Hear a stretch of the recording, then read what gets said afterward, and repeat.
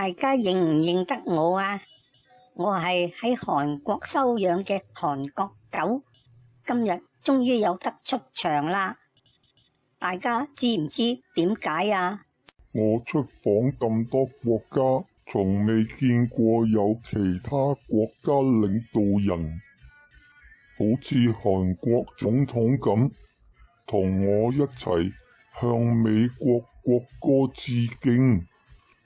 究竟佢係唔懂得呢啲禮儀，定係向我擦鞋呢？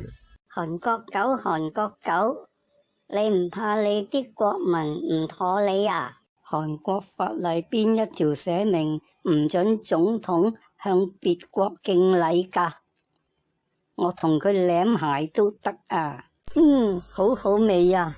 好好味啊！好好味啊！你要同主人舐鞋，真係冇晒尊嚴啦！我哋做狗嘅就心甘命抵啫，慘得過你日本狗嘅天皇，主人照樣冇面俾。佢去見天皇嗰陣，翹起隻腳坐，場面就有啲似老豆教仔。連天皇都唔放在眼內，我哋真係同是天涯淪落狗啦！